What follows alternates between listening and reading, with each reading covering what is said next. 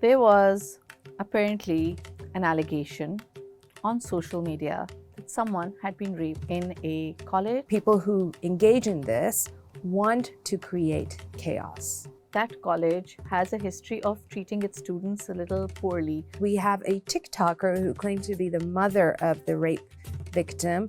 There's students protesting. Because for them, there's been a rape on campus. That's a big deal. Here's the thing, she shut the mic off of the woman that was talking, her relationships with this person and that person. And we don't know what happened to the guard's family. The guard was killed. Hi, welcome to another episode of Unprecedented, where we unpack the media. I'm Muna. Let me introduce you to my co-host. Hi, I'm Zebunnisa. And so today we are going to be talking about disinformation and journalism. Disinformation, misinformation, and journalism.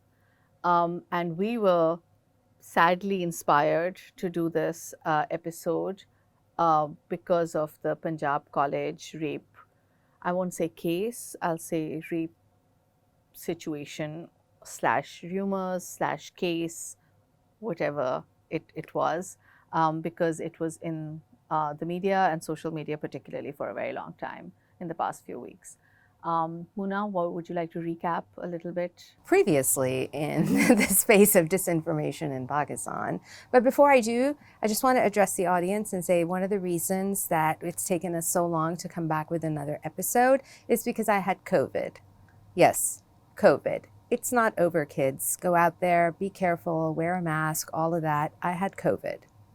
Okay, back to our episode. I don't know what to recap because how do you recap something that it has emerged did not happen? Yeah, also, I guess that's the fact that no one really actually knows what happened. Even the fact that something didn't happen, one doesn't know if that didn't happen, right? So that's the whole point of disinformation and the way these things work is that there's so much confusion. And also, I would like to just pause for a second and just, tell the audience that you have to understand that there are two women talking over here about something very serious, about allegations that are very, very serious. So this in no way trivializes the cause. Oh my God, yeah, I hope it didn't itself, yeah, right? like no. So the whole point of, and that's what makes me personally extremely angry, is when something like this is taken up without any research or investigation or anything, and then you're always apologizing for being skeptical, because as journalists, children, you are supposed to be skeptical. I was just about to right? say, you don't take everything at face value. No. So to recap, we'll try and recap. There was apparently an allegation on social media that someone had been raped in a college in Punjab. From whatever information one has gleaned from credible sources, it seems like that college has a history of treating its students a little poorly, which frankly speaking is probably 85% of I was just going to say which one, educational institutions.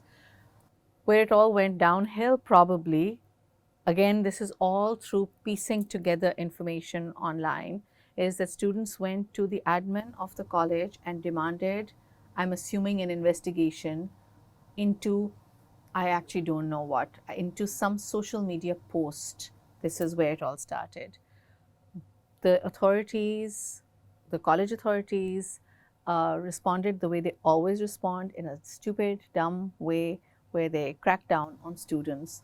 In comes the police, which is the Punjab police, and they go even further in their zeal to shut down a protest. And then it all becomes, I don't know, it's like you strike, you light a match and then it just goes haywire.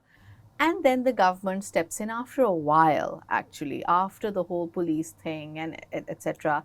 And then it turns out that people start looking into it, and it turns out that there is no complainant, a guard has been arrested, then there are protests in other cities in Punjab, and a guard in another city in Punjab where apparently nothing had happened is killed in the course of a protest. That, as far as I know, is what happened. Coming to the media, in the beginning, mainstream media, legacy media, didn't do anything other than report on the protests. So I kept waiting that there will be, they said on an alleged rape, and then no one actually talked about what had happened in that allegation, but they kept reporting on the rape, which is okay, but there's no background. So the social media stuff kept gaining traction, in my opinion, because there's nothing coming from elsewhere that you could say, that person has said this. And after some time, a shout out to The Current, which is, run by a fantastic woman who happens to be a friend, Mariam Chaudhry. She and her team did a great job of deconstructing the myths around this whole case. What they did was very professional, and they did not go in with their minds made up, which I really appreciated, right? So, this is the recap. Now, on to what we really want to talk about. I also, like you, no, not necessarily like you, I'll share my experience, woke up to this story and was very confused because the media was reporting from a, this is the protest point of view, and then social media was much faster. Of course, it's going to be faster. That's just the nature of the beast of the platforms.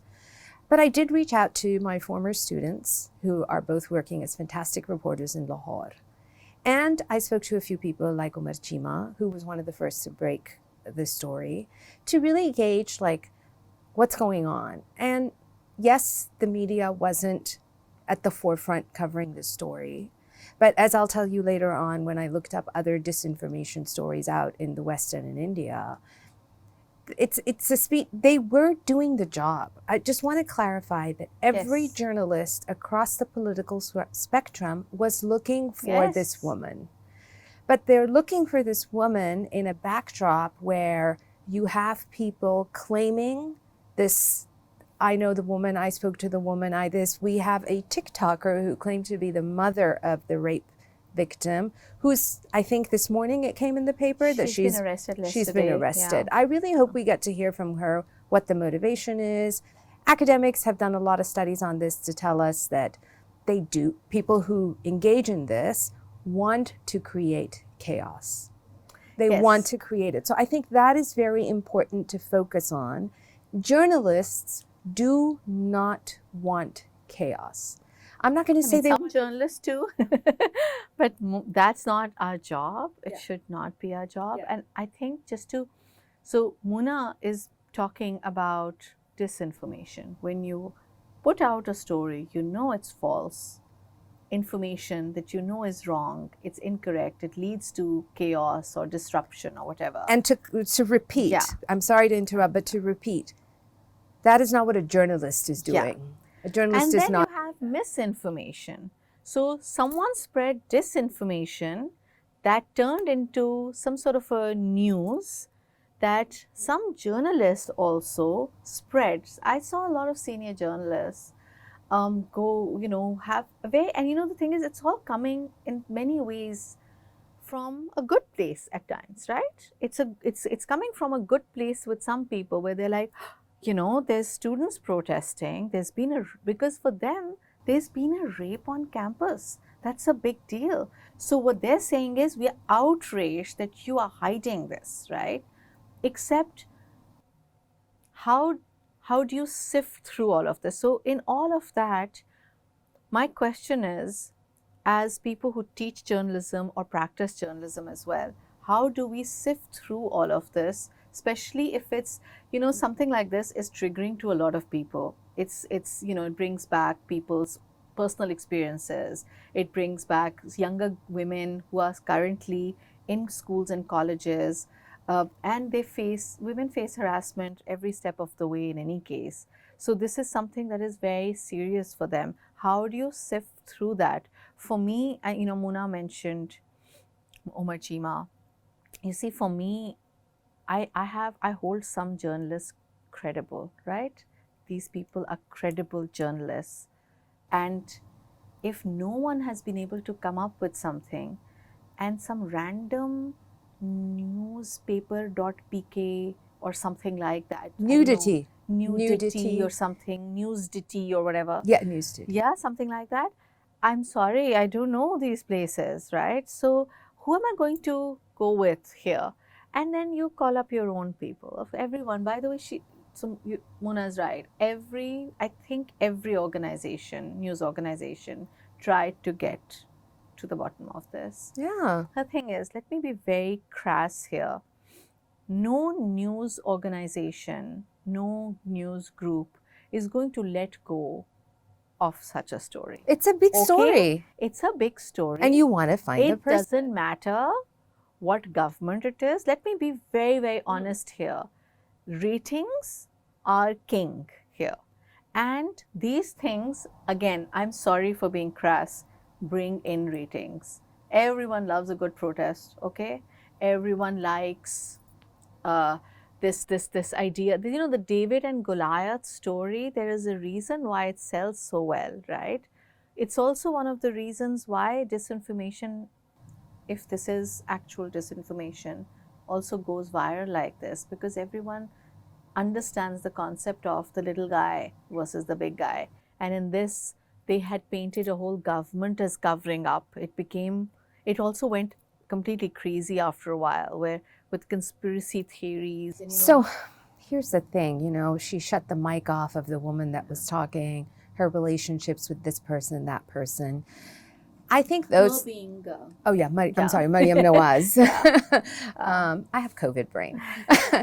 All those things come into play, and I think that I'm not going to downplay them, because those are things, but the trouble really is that the relationship between the audience, the public, and the media at large is just so vast. It's so hard. Also, all of this is believable. I wrote this in my column. Yeah. I was like, a rape can happen on campus. A guard can be responsible. Administrator can be responsible. Student can be. They could try to cover it up. The government is involved. Everything is believable. But let the journalist do the job. And I promise you, before recording this episode, I did reach out to a few journalists who are still looking. Yes. This was so good to hear, meaning that, every story has a shelf life. Yes. We don't do follow-up stories. You know what happened to the students who protested? And I'm so proud of them, especially the boys who went out there. I think that's a very positive step. It's a positive step, but bear in mind that they were whipped up into a frenzy. I think that's really important to say, that they forgot to, it's not if you're whipped into a frenzy, you're going to do what you think, and it's all believable. So I was said impressed. Something very harsh, a friend of mine, and it might come across as a little OTT, but I kind of understood the sentiment, and they said that, this is a mob without a blasphemy suspect. Yes. Okay. So that is, of course, that's something for them to pause. Killed. Yes. And we don't know what happened to the guard's family. Yes. The guard was killed. Yes. And another friend of mine, shout out to Arsalan, on Twitter, he had tweeted that, there's a class factor that comes in.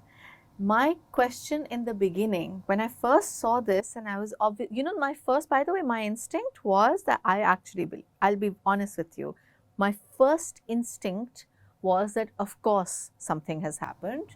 Because it's believable. Of course there are protests. Yeah. Of course. Yeah. It's only when we also have journalist brain, right? So anyone else, I understand why they would just move on from this story, because this is not their job, perhaps. So they're like, oh, ye hua, very, very bad, bahut bura hua, yeah? But जब आप journalism पढ़ रहे हैं या आप practice कर रहे हैं, तो आप तो सोचेंगे ना, भाई actually हुआ क्या था और किसने किया और अब गार्ड के साथ क्या हो रहा है? लड़की, you do not need to name the victim, we all know that. However, in a rape case or any other case, you have to have a complaining witness, na? Because even the most odious person in the world gets to have a free trial. It's just the way justice works, right? So you're like, okay, curious, how did this happen? Who is it? So when you get into it, I'm like, huh, what? And after that, my first question was, but why is the guard being arrested then? Why? Of Why has course. a guard been Of arrested? course. And he was arrested for a while. Yes. Because my personal feeling is that I don't think even the police knew what was happening. I don't think the government knew what was happening. I think they did their job by arrest, which is what they do. They arrest the guy. So someone said it's a rape case, they arrested the guy, right? Then they're like, now what do? We don't have a complaining witness. And they did the wrong thing. Like Muna said, the protest, look, young people on the streets protesting. I always am happy, by the way, to see that, frankly, because I feel like, okay, they're at least doing something. The only problem is that there's a difference between a protest and a mob. Yeah. And I feel like there's so much frustration in younger people in educational institutions. I think वो सब कुछ निकल आता है. Yes. You know, Yes. And that's what it's understandable. Yes. I get it as well in some ways.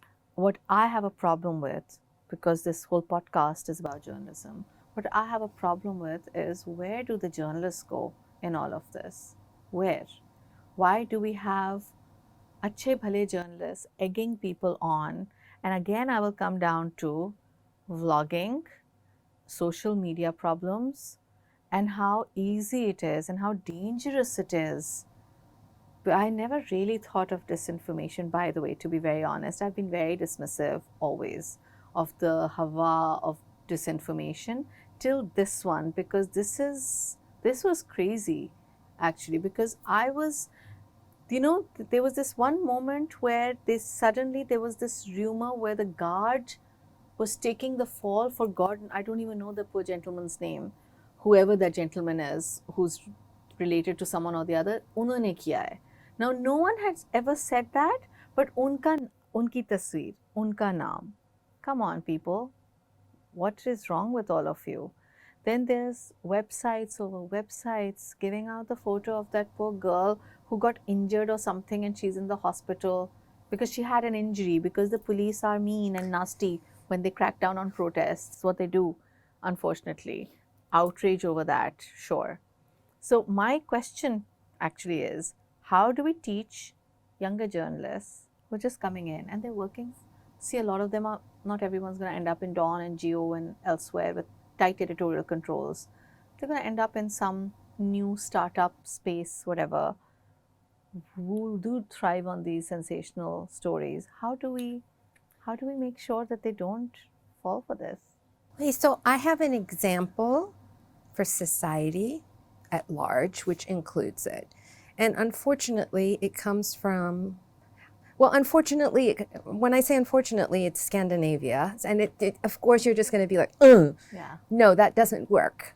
But No, it can. yeah. Is it the Finland one? It's the Finland one. It's very good. Okay, Yeah. so the Finland one is an interesting one because around 2014 or so, they were facing problems with Russian media, like Russian trolls. And so they sat down right there and they were like, okay, we've got to figure something out. Now, Finland has one of the highest rates in the world for reading. Yeah, like some ridiculous number of books are like at the library. But it does seem unfair to talk about Finland, given that its ratings are like they are number 1 out of 35 countries which measure resilience to post-truth phenomena. Yes, they have a strong public broadcaster. They top the charts in media trust. They are in the top 4 for press freedom, happiness, transparency, social justice, and gender equality, top 4. So it does seem a little bit unfair to talk about it, but I'm still going to do it. Yeah. Because they sat down and invested heavily in media literacy programs, cross-sector and cross-sections of society. They start at a very early age. So from a very yes, they've got very and I think Finland. This part I can't remember. Did away with homework, but I'm not sure if it was Finland, but it's definitely one country in Scandinavia. So they do these fact-checking exercises from a really young age, and to elder adults. They've invested so heavily in this in their innovation task force that Finland is amazing, but other countries since 2019 have been coming to Finland to study their blueprint. Incidentally, Finland reached out to America and experts there to help them create this. I say it's interesting because America has the biggest problem, which brings us a little bit now. I wanted to get in. So to go back to how do journalists learn from this, I think media literacy has to begin at a very young age and has to include journalists. So these little fact check exercises and initiatives are great. We need more of them, but we need the training. And I think this is where we have to take a leaf out of academics. Yeah. So I wrote this person's name down. You'll notice that I don't have my yellow notebook, but I have another one. Joyojit Pal. Now, he's an academic who studies politicians' use of social media, especially out in India. And he has said that there are 3 challenges with online speech: sophistication of it, the believability, and the virality. And politicians have amazing social media teams. Yeah. You know who I'm talking about. They have these teams that can help them make something viral. But what's really at the crux of it is the believability. And why we thought it was possible, because it is possible. It's happened. All conspiracy theories, at the end of the day, basically thrive on that, right? Because everyone, I'm not sure about Finland, but everywhere else in the world thinks that the government is covering up something, right? Particularly the US. I mean, you see all those wacky, weird people. Well, one of them is sitting currently a presidential candidate, get it, right? Yeah. Because we've all grown up on Hollywood thrillers where there's cover up, and there is cover up. It's not like there isn't, right? It's believable. So it's believable because it's plausible as well. It's not like I'm never going to say, oh, ये कभी नहीं हो सकता. Of course हो सकता है. और बहुत cover ups हुए हैं. It's just this whole age is different. You know, this thing started, and I remember Dr. Shazia's case, if you remember. Sweet gas? Musharraf's time. Sweet gas, yeah. And for newer, younger people, this was a rape case. It involved the military, a military personnel was involved. And it was during Musharraf's time, I think. You know, the point is, I actually don't remember much about this case. There was no social media. Yeah. PTV had just started. We are always, mainstream media is always under a tighter, censorship control. But I kept thinking that is it geography that matters as well? Is it class? Is it just social media? What is it? Is it that at that moment a certain specific party / person / government is also not favored by a majority of people, which is why this becomes more believable, because people want to believe something bad about someone. It's all of this is possible. So the Finland example, I think, really works. It does. I also wrote down how, so I have a class on disinformation soon. As reporters, how do you sift through disinformation, right? Honestly, at the end of it, and I always say this, and I feel like it's probably gets on people's nerves, but at the end of the day, it's actually not that difficult. It is very simple exercise. We were all taught how to investigate a story, just investigate a story. It's one of the reasons, by the way, people, that you haven't seen those big, long investigative stories till now in mainstream credible news outlets, because they haven't managed to find anything. So if you see the Currents part 1 and part 2 on how they tried to look into, what they've done is they've said, this is the claim, this is what we found. This is the claim, this is what we found. I think it was fantastic journalism, actually. I know, but it also was an example of the gulf between mainstream organizations and digital, because I have recently joined a group of journalists who are trying to come up with like either a think tank or be advocacy group and raise awareness. And it's, us, I'm going to say it, they won't like being called that, but we're old fogies. Yeah. And I'm an old fogey who's a little bit more in touch with young people. And I was telling them about the current because they were saying, Kisi ne काम ही नहीं किया इस पे. I was like, no. So it's a gulf. Yeah? It is. It's a I gulf. think it's also, I wrote in the editorial that we did on this, that this was a clear manifestation of the feelings of mainstream media in the face of disinformation. You know what? They basically don't know how to. There was no other. Mariam did the perfect way. This was the perfect way. You come yourself, you own it because she's older. She leads the setup, the current. She didn't just throw someone else, some younger person perhaps would be a little like, I'm not sure. She took charge of it. She sat over there and she said this. There was no siding with the government either. So to be fair, the current is not saying हमने ये पता किया और कुछ नहीं हुआ, right? So they're not claiming anything. They're saying आपने ये कहा, हमने ये तहकीक की, ये नहीं हुआ, हाँ? आप आगे बताएं, हम वो भी investigate कर लेंगे. So what That's I the point. really loved about the first one is like a timeline, Yeah. and then the second one is It's really, really good because the point is people don't want to believe it, and so for all you young Karachiites out there, please talk to your parents about the woman in the sleeveless dress whose arms were slashed either in Gulfway or Uzma. Ask them about the AIDS injections. Yes, even in Lahore we had that. yeah, we had that. These are urban Yes, legends, and this is the urban legends that happened before WhatsApp. And WhatsApp. So I think we should segue into platforms because really, you can be sitting there and doing the job and talking to people, but what's happening on this side, the social media, is the sharing. So aap apna kaam kar rahe hain, and you just can't keep up with the sharing. Mona, I think it is tough. Look, It is tough. I'll be very honest. Just talking about it right now, I am wary of. So at some point in your head as journalists, and I keep telling my students this as well, is be skeptical, be skeptical. Yes, yes. But be skeptical of yourself also, Yes. right? So I'm also skeptical. I have to sit and question myself. कि अच्छा भाई इस वक्त मैं कह रही हूँ I hope that there was no rape, okay? No one should actually wish and hope that there was a rape somewhere, okay? But I will keep a 0.25% possibility even now, even though frankly nothing has come out, that if someone comes up and says that something like this happens, we will report it, right? Yes. That's the whole point.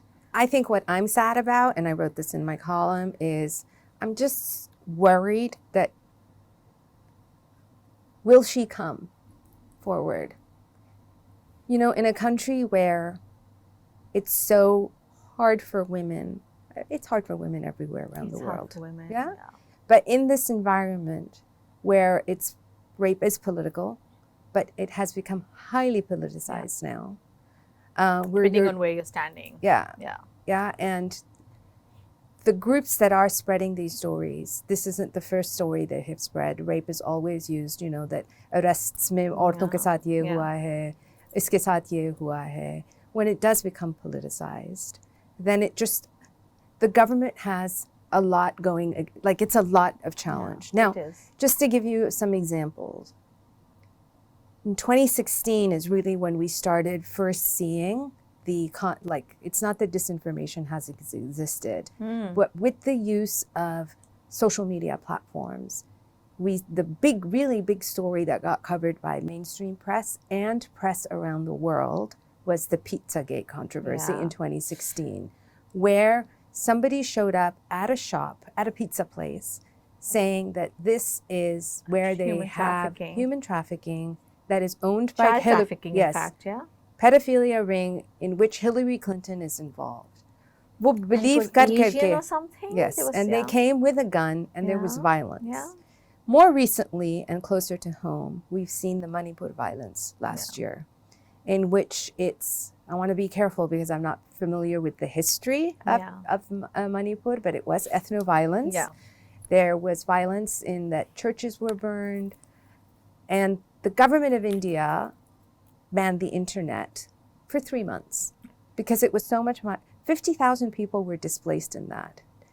Then when they switched the internet on, this video of 2 women being stripped and beaten went viral, and the violence actually escalated. That video was false, meaning it was not in Manipur. It was actually somewhere else. It was in Delhi. But at this point, the believability. What happened then? That was a time where Modi was under a lot of criticism for not mentioning Manipur. He actually tweeted something about Israel and was trolled that you're not talking about Manipur. Chief ministers were not. I think the only person who said something was the Chief Justice of India. And of course, unlike here, I don't remember his name. Yeah. Which is what happens in normal countries. Yeah, Arundhati Roy also, who I really admire for her political writing, spoke about it and said that this is so dangerous because rape, which is always politicized, what's happening here is that women are encouraging women to be raped because the anger level was so. Yeah. She said police are handing women over to mob violence. So I'm giving you that, okay, this is what's happening on the ground. But the government's response is not dissimilar to ours, which is कि phone बंद कर दो. Yeah, you double see, सवारी बंद कर दो. Our problem. So about journalism, this is not just us, right? Of course, this is not just put it out there.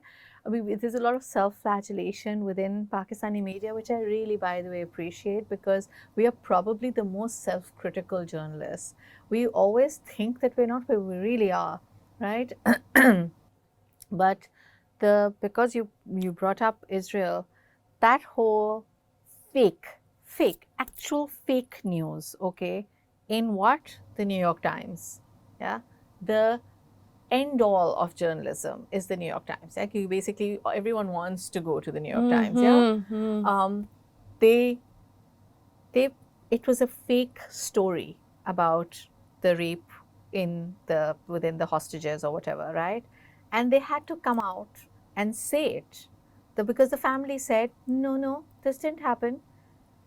That's the level to which, and this is all, look, the thing is, it's not like someone just sat down and said, for fun, I'm going to write. This is all political. There's an agenda behind it, right? Obviously, in Israel and Palestine, there's a very stark agenda there, and the New York Times has been perpetuating it. But in this case, in our case, in Pakistan, it seems like something happened. This, by the way, also seems like organic disinformation in a way. Like someone put up a social media post. I don't know if you heard that original one that everyone says is the original. Ki ji ambulance aayi hai. So that's usually credited right? As the OG. As the OG, yeah. So that started, and then these things take a life of their own. But they do have that virality comes from, but it comes from organization. Yeah. Yeah. So it comes from a group sitting there and pushing it out. Or your sister or my cousin forwarding a WhatsApp is part of what makes it go viral, but it's not like they're part of the organized portion of it. But someone is still driving it. Right. So I think the difference with social media and messaging platforms like WhatsApp is that WhatsApp as a messaging platform is to evoke a sense of community, that we're part of it. Yeah. And the idea is that I'm sending you a forward, I trust Muna, and then it goes. And that's interesting because it's also encrypted and we can't determine. And by the way, in this case, there's a lot of celebrities spoke up very quickly about this. Because of believability. It's also, and this is probably a term that one shouldn't be using, but I'm going to use it. It's low-hanging fruit, by the way. Our celebrities always jump on to harassment, rape, child abuse, some poor maid gets killed, because you see, for them, they're taking a stance on a human rights issue that's easy to take a stance on. It's not going to affect anything. It's going to affect them if they're going to say something about, say, I don't know, the XYZ Karsaz lady or XYZ company or firm, okay, saying, if I were to say some MNC is taking water away from the indigenous people of God knows where, Which they are. which they are, but you know, XYZ is in their ads. I don't Yeah, think that yeah. So person is going let's to. be clear. Yeah, so Yeah, let's be clear yeah. over here. This is easy, and I'm all grateful that celebrities do speak up. Good on them. Except again, they have also jumped onto it because they saw it on their social media feeds. Right. So now it's a great segue into the role of platforms. Yeah. I think that Meta. I read something really nice. Let me just Sure, find it, something. which was that somebody said, I read this in a study, that when we're regulating social media, someone said, and I apologize who it was, when you regulate companies for polluting the air and polluting the water, shouldn't we be regulating these companies that are polluting the minds? Yeah. I know it sounds a little bit like an Instagram sticker, No, but I really liked it from a yeah. I read something on this. So I have regulation. Yeah, it's tricky. Is it triggers me mostly because of Pakistan's experience with regulation. Also, we have seen, and this is another thing I wanted to talk about. Look, I think disinformation is also about power, really, at the end of it, right? Well, of course, disinformation gets you into power. Yeah, it gets you into power, it gets you out of power. Yeah, As yeah. well, right? So I think that, for example, so Meta or X or whatever, X won't, but okay, Meta might. They can do a whole thing, and I think if you lobby hard enough, they'll even fall into, you know, they'll say, yeah, we'll regulate sexual, violence online, etc., or harassment, maybe based on gender or orientation, or etc., etc., etc.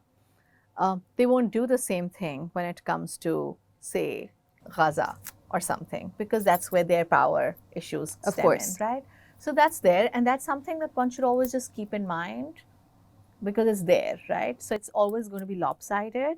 The regulation part, I'm just so worried every time because the thing is, our government has a habit of, अब ये fake news थी disinformation वाली, मेरा अपना I am very strict about, I think जैसे UK rights में हुआ था 10 साल कैद they gave to people. They gave 10 years apparently, and please check up and correct me if I'm Okay, wrong, so the right? information I have on Yeah. it right now, and this is what I just Yeah. gleaned cursory, Me also, like, is that they gave, it was rapid sentencing. yeah, And rapid sentencing and 3-year sentences. And the idea is that they're hoping this will be a deterrent. Because Yes. remember, all of this stuff, it's actually, I'm going to bring it back to COVID. It just occurred. yes, Because you get COVID, you get a pandemic, and you're like, WT fudge. We're learning it on COVID is the OG. Yes, we're learning it Yeah. on the job. How do we manage this cross-sector of society, from the government point of view, from awareness point of view? And I wanted to talk about the UK because I was reading a piece on Sadiq Khan, the mayor, who's saying that this Online Safety Act, which has yet to come, like some of their stuff that they had, he's saying we actually need an update on it. So now what the Online Safety, their media regulator, Ofcom, what they've decided is they've been empowered to fine platforms up to 18 million pounds or 10% of global turnover if they fail to take robust action against content inciting violence or terrorism. Now, just a caveat, they're still working on it and they want it to be enforced. Because, I'm sorry, Elon, but you are part of the problem. And in the UK... In the UK, in any case, the burden of proof is opposite. What these guys do, because they're following the US standards, where libel and defamation has to be proved by me who has been libeled against, right? Which is where everyone takes their inspiration from. The UK is great that way. That's why most of our journalists go to the UK. And the EU is doing all kinds. The Right? EU and the is EU looking, has been working hard because on disinformation and yes, fact checking. so although they're I the wish that- leaders. yeah, I wish they did it with other stuff as well. They're working hard on disinformation because I do think on a global level, along with climate change, I think disinformation, and it I ties think it's a it, problem. and misogyny. Those Yeah. are the three global Yeah. things Yeah. that I think threaten Yeah. our existence. Yeah. But to go back to Elon Musk is part of the problem because when it came to the UK, he was doing all these pangas, number one with Keir Starmer. He tweeted a picture of an article from the Telegraph, which was fake, which said that the far-right rioters were being sent to detainment camps in the Falklands. And he deleted it in 30 minutes.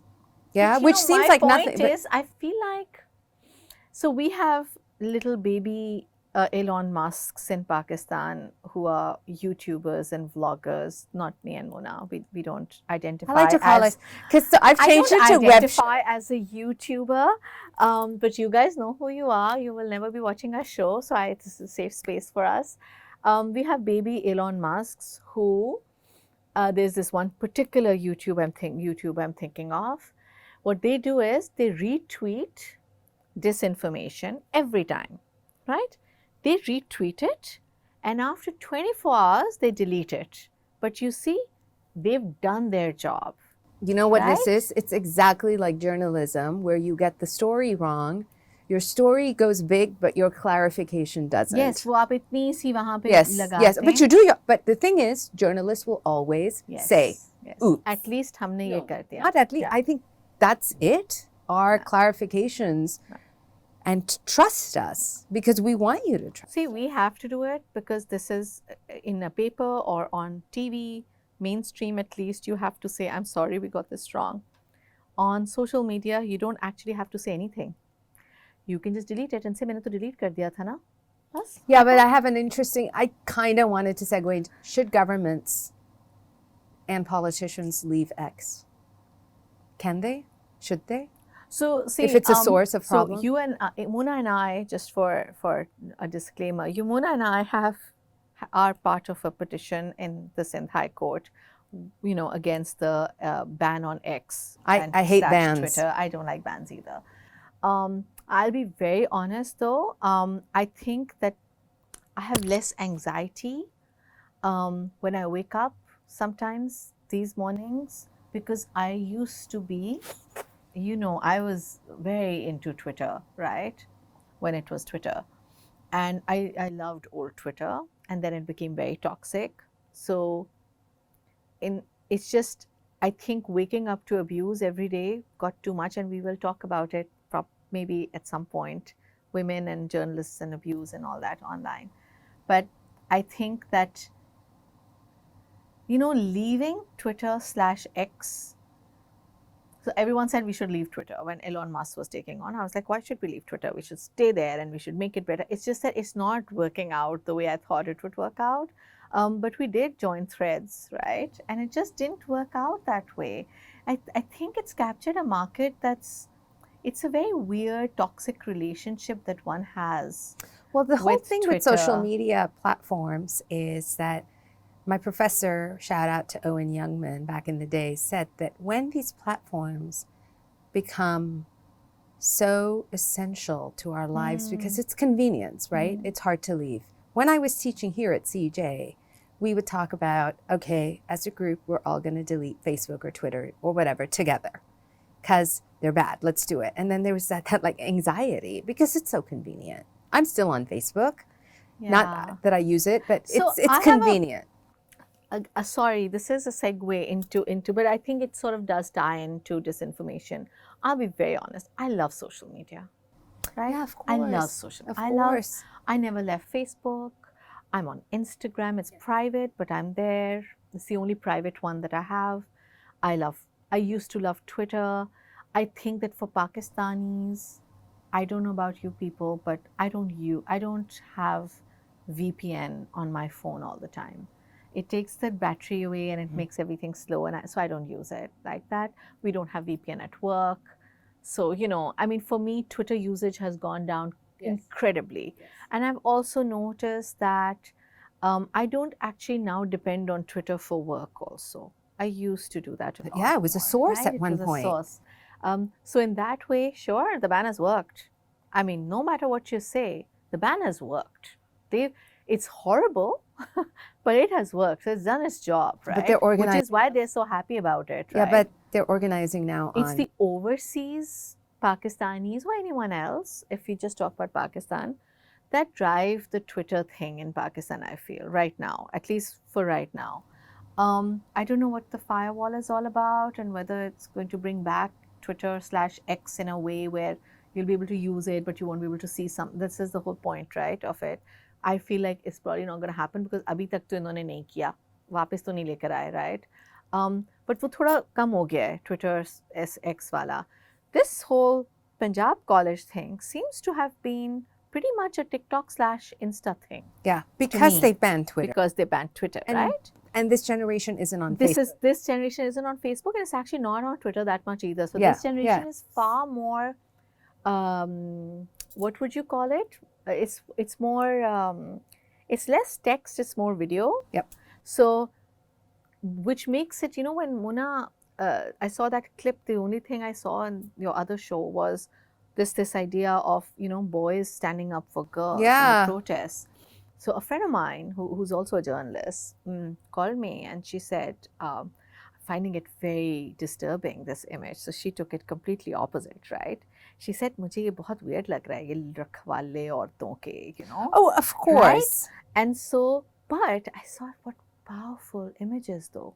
Yeah. Right? Yeah. So because this generation is all about images, Yes. and disinformation thrives on, because disinformation, I think, changes very rapidly. We can't really keep up with it. Yeah.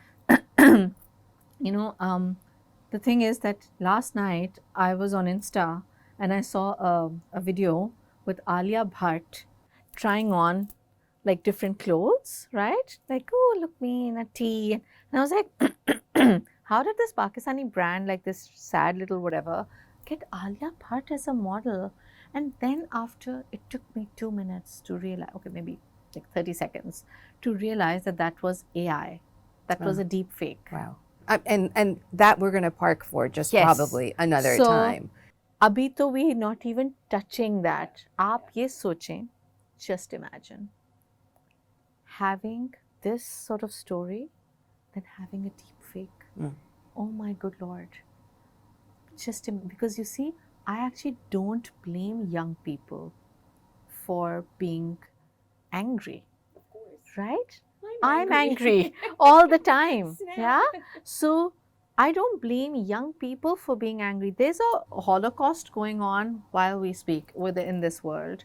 There's nothing to really actually look forward to, because every day you wake up, you just see images of deaths, destruction, and our politicians keep fighting with each other.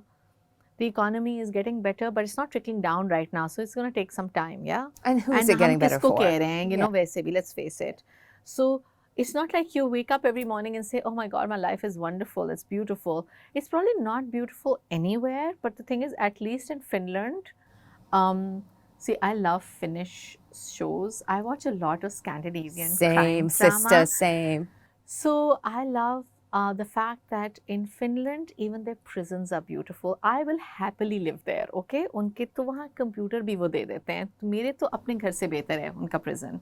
The thing is that there is this standard of living which I feel like perhaps I'm just exalting it, and this is in jest, but I don't blame them for being angry. It's just that it is so dangerous. Just coming back, wrapping it all up.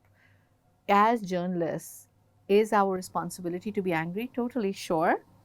Be angry, but the anger can't cloud your journalism. I keep telling my students, please be skeptical of everything. Skeptical of the story, skeptical of yourself. Don't be paranoid. Be skeptical, because paranoia leads to what we saw, disinformation and misinformation. Skepticism leads to the current story, where you're like, really? Did that really happen? See, Mariam's team would have come up with, हाँ ये हुआ था, as well, right? That's the whole point of why they did it. So that's just it. Salim Safi Saab had a talk with Farhan Virt, the OG, what would you call it? Very interesting figure. If you haven't seen that documentary, do watch it.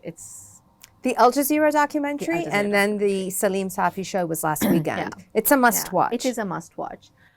It's uncomfortable in places because, you know, we're not actually used to talking, because both of these, Umar Chima and Farhan Vic, spoke very honestly about everything without a fear of backlash. I am always scared of it. And this is, I think, part of being on social media and maybe part of working with younger people a lot as well, because you don't want to be judged as well. And I think such incidents also make you step back a little sometimes, which is what makes it even scarier. Because, see, next time something like this happens, those horrible right-wing people who always say कि कुछ भी नहीं होता पाकिस्तान में will just turn to this and say आपने तो पहले भी ये किया था, आपने तो पहले भी ये कहा था. मुझे problem इस चीज़ से है बस. Here's hoping nothing like this happens, Yeah. but we also know that it will. Yeah. And It already did, by the way. Yeah. She killed herself, or did she try to kill herself? Who? There's that nurse case or nursing Oh, right. student case, Yes, yes. which happened just a week back. Yes. In Lahore, yes, I think. Yes. I'm not sure. Yeah. Doctors didn't protested also at It a didn't hospital. get that much Yeah. traction. So yes, Yeah? yes, and you know there was protests Yeah. by doctors Yeah. at the hospital that didn't get the story because it wasn't on social media. So I hope you guys have learned. Well, I hope you've learned some lessons.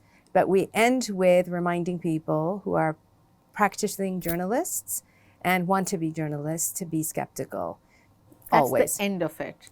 Skeptical and do the legwork. Yeah, you have to. You have to do the legwork. Yeah. You can't just sit at home. No. Okay, and itna baat sune, this is not a phone call wali story. Period.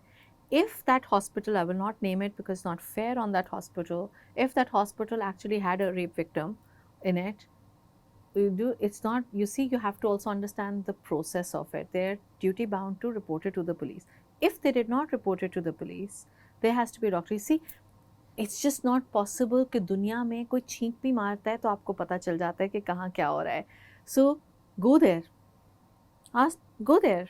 Talk to the guard. The guard is saying कि हुआ तो क्या आपको sir Kisna पता है? This is just basic like reporting 101. Yeah, I mean, it really It's is. not that Remember in difficult. COVID, God, I really have COVID on my brain. इतनी कहानियां थी कि कितने लोग हजारों मर रहे हैं, and the reporters went to the graveyards, they went to the morgues, they did all the legwork. I will always, my salute is to the reporter because they're doing the Always, work. And always. again, in this case, they have done the work. Yes. So let us be grateful for reporters, Yes. and let us invest more in reporters and lessen theories. And Muna's student, Laiba, Yeah, she did also an amazing did a good job. Yeah, she did an for, amazing job. Nukta. So because you know the reason I want to say props to them is because I genuinely feel like mainstream media, where it was good that it was cautious and didn't take it up in a sort of a sensational way, I feel like it kind of missed an opportunity to actually understand how to report on this. I think that it is tough though. You know, I had to sit down and write the editorial, and it you know, I was so scared because I didn't want to be that person.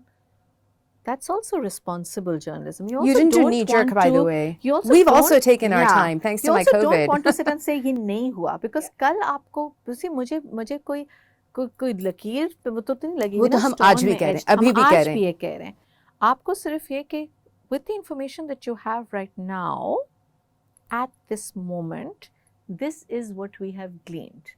And this is the consequences of other disinformation. Look, even if, by the way, even if the original story were correct, so much else happened later on and so much other disinformation, misinformation came out, you have to go out and report on that as well. So yeah. Thank you Sorry for watching. the lecture. No, thank you for watching. And I know you would like to end with your message. Yes, click करें, subscribe करें, you know, और हमने यही था ना, like करें और subscribe करें. Until next time, folks. Until next time. Bye-bye.